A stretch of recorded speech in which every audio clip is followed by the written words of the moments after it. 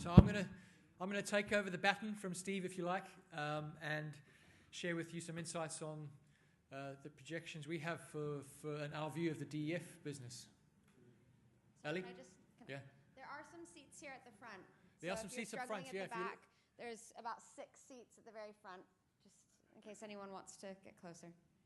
Please come and join us up front if you need a place to sit. Sorry, that's all. Yeah.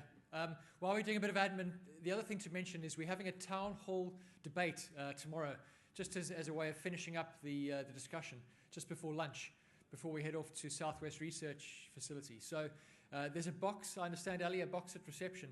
Is there? Just bring it to reception. Bring it to reception. If you have any questions you'd like to discuss during the town hall debate, issues that face the industry or things that need to be discussed that haven't been properly covered during the course of the 2 days, just drop a slip of paper off with Ali or mention it to her in passing, and we'll make sure those topics get discussed. Just be a good way of finishing up the conference make sure we get the takeaways we all need from the group of people that are here, which cover, of course, the full breadth of the industry. So, let me jump into my presentation then. And just to say, this is a presentation of the research we do, and it's a team effort. So you all speak to us regularly. Adam in particular, who's here, Alex, who's here somewhere, and Fabrizio is the core of our DEF research team. There's Alex. We're thinking about DEF every day. We speak to you a lot. A lot of the work I'll present to you is also a result of feedback we've had from you. But thanks to the team for putting this together. So what I'm going to do today really is cover a few key topics, looking really at the recent history of what's happened in DEF and the view in roughly the next year, to give you an idea of where we think things are heading. And so I'm going to be looking at the key drivers of those in that time frame. Regulation, I'll expand on some of the discussion we had yesterday on where we're going with greenhouse gas phase 2 and ultra-low NOx, building on Steve's information just presented.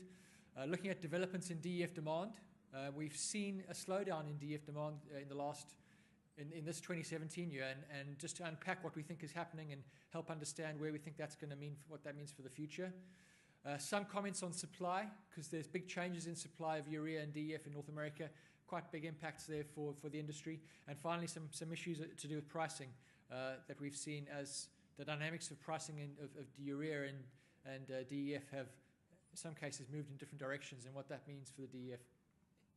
So let's kick off with the regulatory developments. This is a dense slide, but I'll talk you through it. Of course, the starting point for DEF is the regulations, and as I said last night in my opening remarks, the uncertainty which we face with the changes in the political landscape certainly impacts on uncertainty for DEF. Of course, EPA is a federal group responsible for the federal standards across the country, and since the Trump administration, we've had Scott Pruitt appointed as the head of the EPA. It's a very strong political statement appointing him, because, as you've probably followed in the press, he's been very anti-EPA in the past, very actively activist against EPA action, even to the extent of legal action during some of his previous roles. He's also a stated skeptic regarding the human impacts on climate change. So in terms of his philosophical standpoint, quite different to where EPA has been, given that EPA was probably 10 or 12 years ago mandated with looking at climate change and human impact on climate change. So that's quite a strong change of leadership at the EPA. Of course, the EPA organization remains mostly the same, and the same individuals and active work groups and teams involved in the work they do. So the consequences have been interesting to follow, that's for sure. Most of the early action at the EPA, led by the Trump administration, has been to push back other things, particularly things like the global agreement on climate change, the Paris Accord, and other things. But in terms of the regulations that affect us, as I pointed out last night, the main thing that's happened is that there's been a challenge to greenhouse gas phase 2 regulations from the trailer community, because the trailer community, mainly coordinated through the Truck Trailer Manufacturers Association, have identified that there's a potential issue with whether EPA is authorized to regulate trailers, because EPA's mandate covers motor vehicles and trailers aren't driven by an engine or self-propelled. And so there is probably grounds for a legal challenge to that regulation. obviously on the basis that the trailer industry as a broader group feel like the trailer regulations are overly onerous in terms of costs and requirements for customers, and they would find those costs difficult to fully recoup from customers. Those are quite expensive changes to trailers, and so those organisations are pushing back. And Scott Pruitt has said that, or has asked the EPA to revisit the greenhouse gas phase 2 regulations, which were due to come in for trailers, which are due to come in from the 1st of January 2018.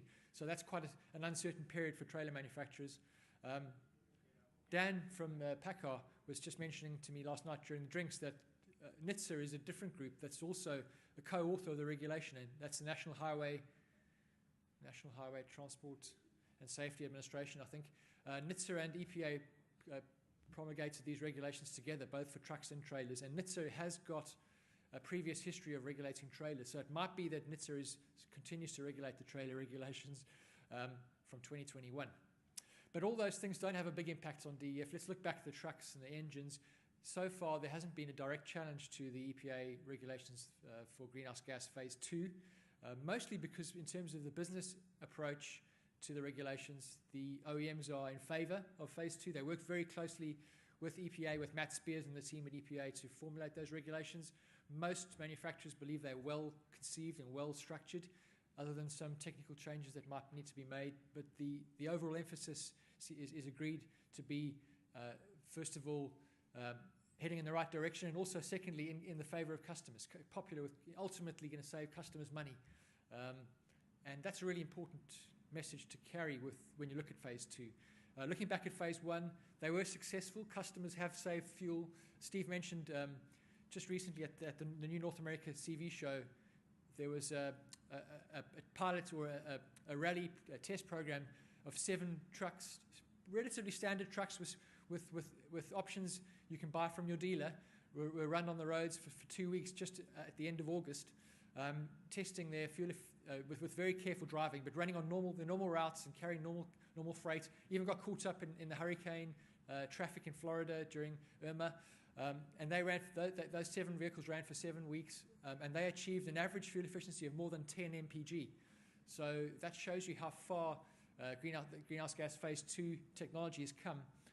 Phase 1 technology has come, and how much fuel is saved when customers use those vehicles. And as Steve said, those fuel efficiency numbers are driving sales of new vehicles because customers are saving their fuel. So that kind of progression in fuel savings is going to lead, of course, to further fuel savings in phase 2, and the phase 2 requirements are quite severe. Over the 3 steps in phase 2, the average Class 8 tractor will be saving something like 20 to 25% of the fuel based on phase 1. So a big further step in improvements in fuel efficiency. So in conclusion, I think the uncertainty is still there, but we believe that phase 2 regulations for trucks and tractors and the engines that are regulated separately will continue and as has been planned and published in October last year. For DEF, that means further pressure on engine efficiency, and for the most part, engine efficiency on currently configured powertrains is achieved partly through really optimizing the after-treatment system. So maxing out on engine out NOx, hot NOx kind of configuration engines, and then dealing with that NOx in the SCR system. So looking at upwards of 4% DEF burn or treat rates, getting even higher than that potentially for phase 2 if we don't get down to the ultra low NOx standards. So for the current NOx environment, in terms of the current NOx standard with the high CO2 targets for greenhouse gas phase 2, I think we'll see further increase in DEF consumption per truck mile driven during the course of the regulation rollout. One of the bogeymen, one of the unknowns out there for regulation, though, is the ultra-low NOx standard. Steve also alluded to this uncertainty. And it is very clear that California needs to take further action against NOx emissions and ozone. There still are real serious issues with air quality in California, in the basin around LA.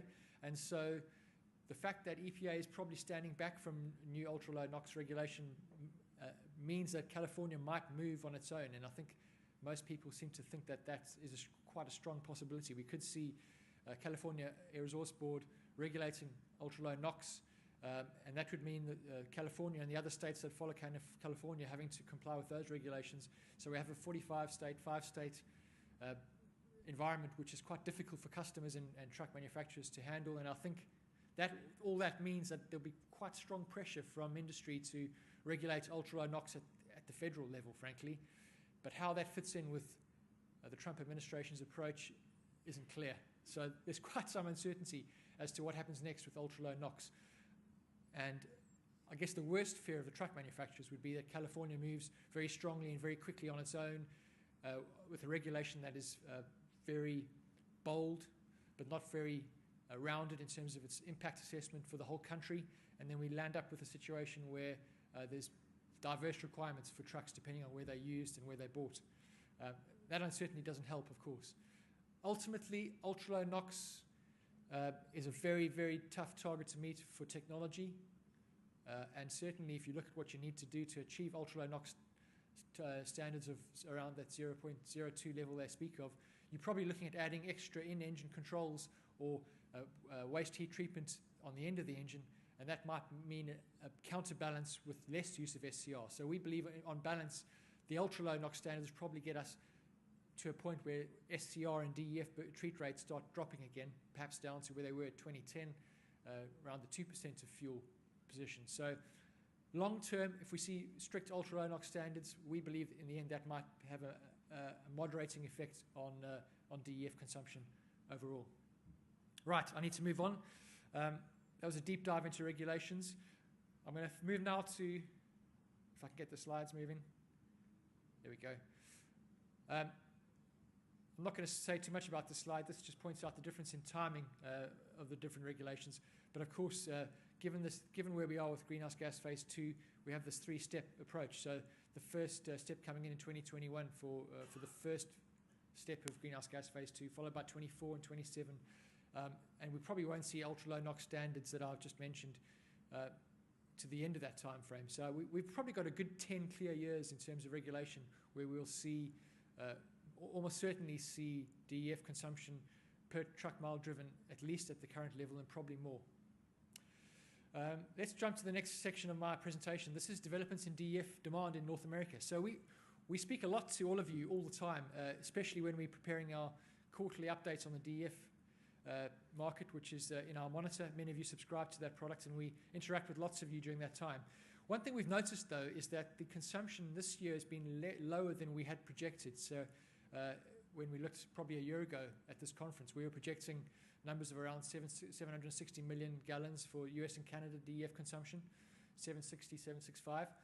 And talking to you over the months, we've realized that the growth rate that would require that level of increase from 2016, we haven't seen that practically happen in the market. Most of you are seeing percentage growth rates that are not reflecting that level of overall growth. So we've been diving into the numbers and trying to understand what's behind that.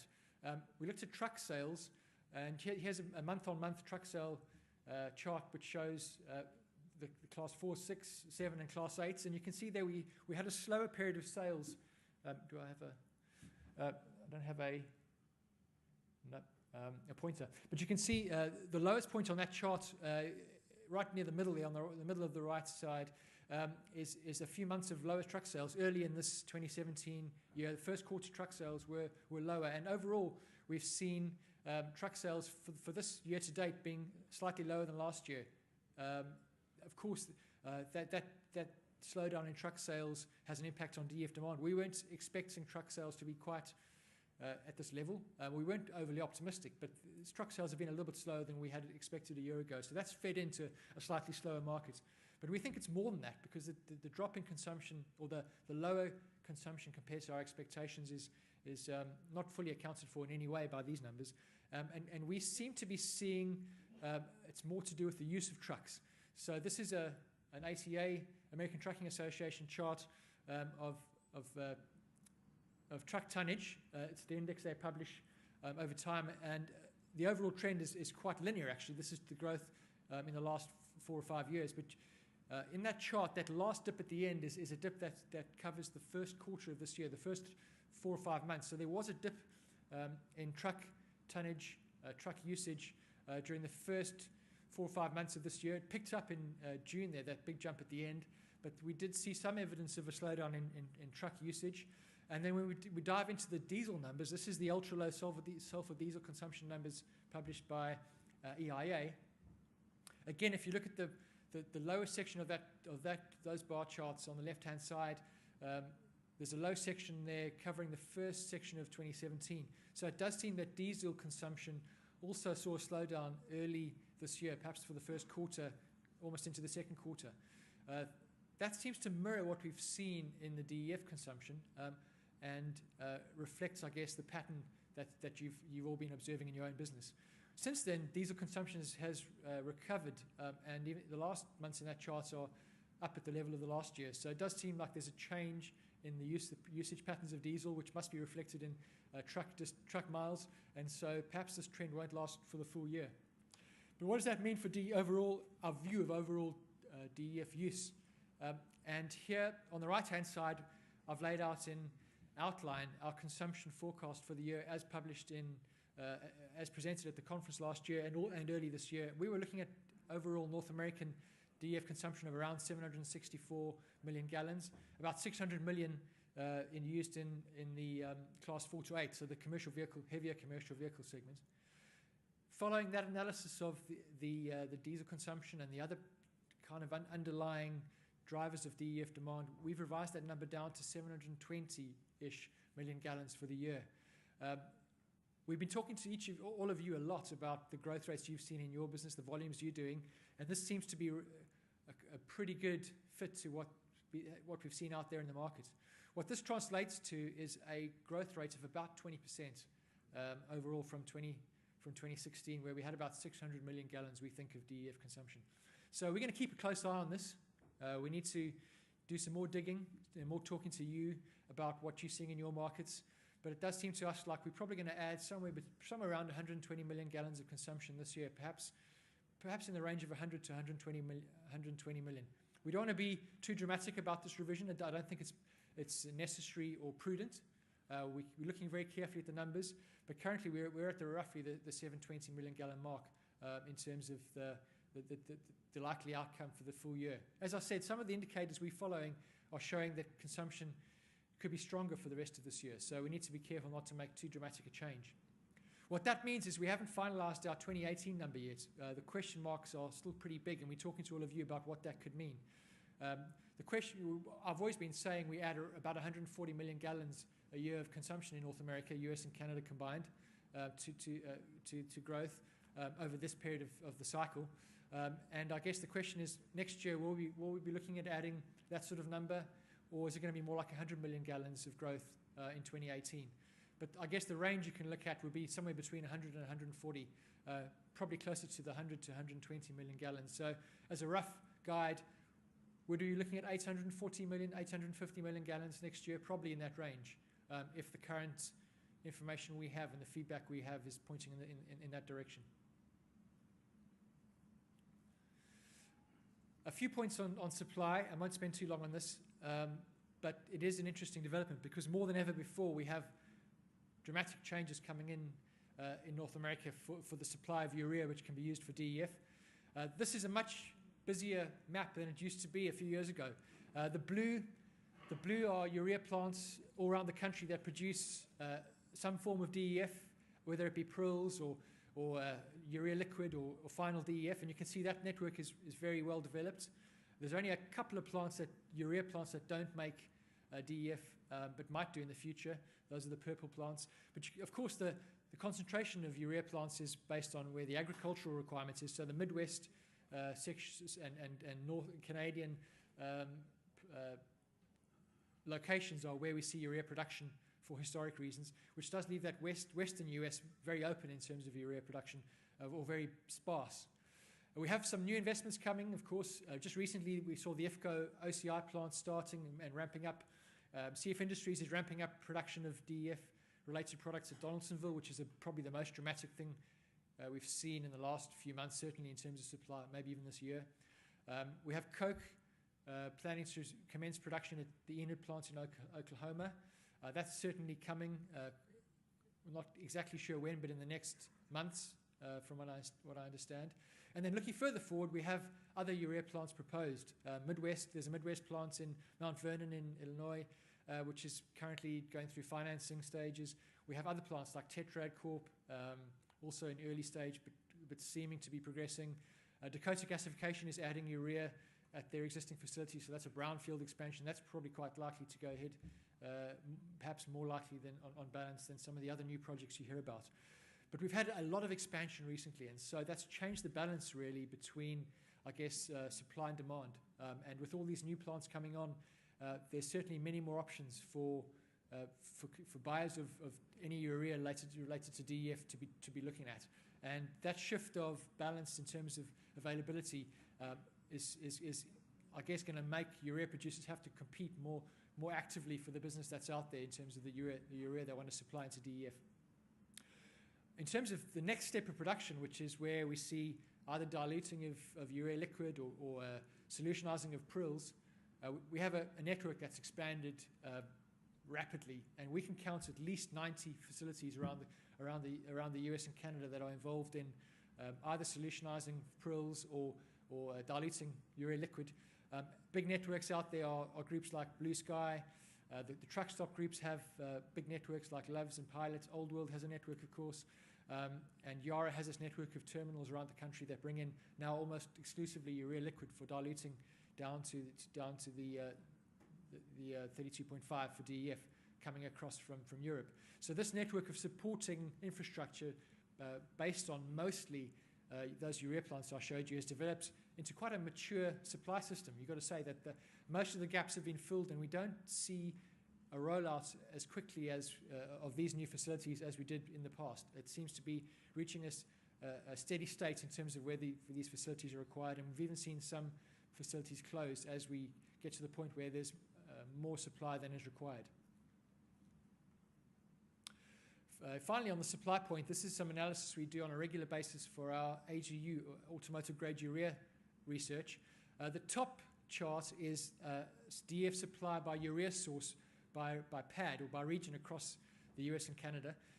And the key points to point out there are the mix between the different products. So looking at that top chart, you can see there that the Gulf Coast region is a big supplier from urea plants of end product DEF, mixed with some concentrate. The blue on the west coast across the right there, the blue, almost unique blue section there is imported prill, which is a supply that fills the gap that I mentioned in the map where we don't see urea production. So a fair share of west coast DEF is supplied from imported prill. There's also a blue section across on the east coast, the central Atlantic. The PAD 1B has about a third of its consumption supplied by imported prills during the year 2016.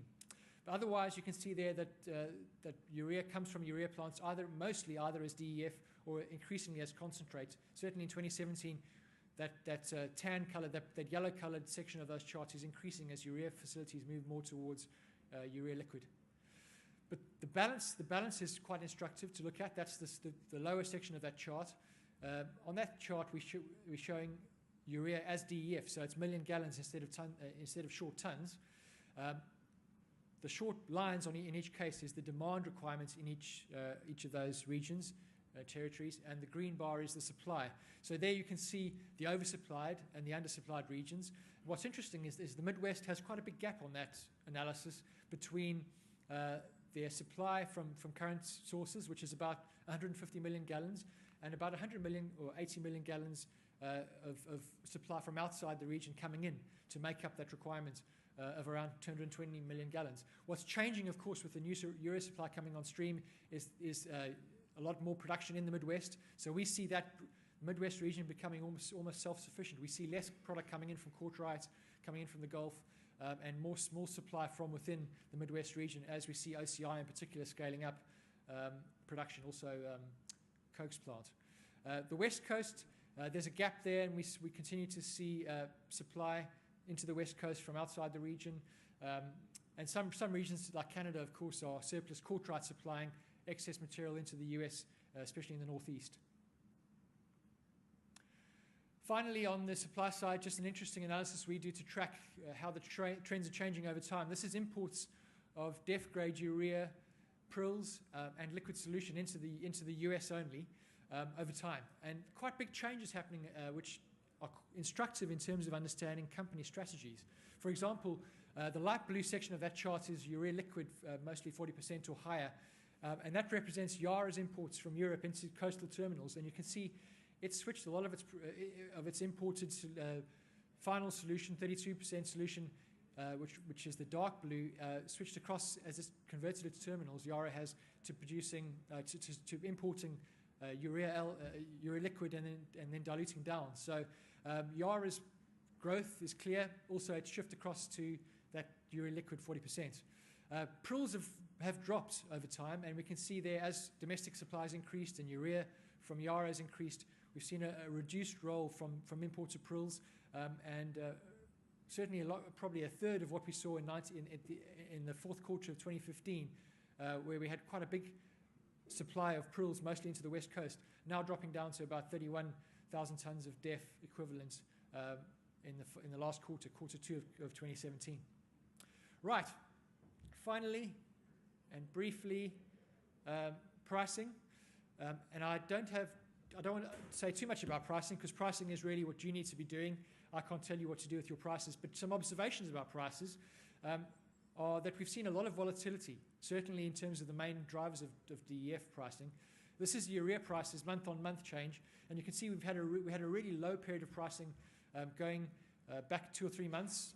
In the second quarter of this year, we had pricing down at almost historic lows, down almost $160, $170. And Laura, my colleague, is going to be taking us through a more detailed dive on urea pricing tomorrow. She's our global nitrogen expert, so she'll tell us all about the global developments that's driving this kind of development in urea prices. But we have seen a surge in prices back up recently, and even a couple of weeks ago, we did a forecast for September, which is already looking low. Prices have continued to stay quite high by recent comparison. So that trend is moving quite quickly, and we don't see nearly that degree of change in the DEF pricing translated into certainly at end customer pricing levels.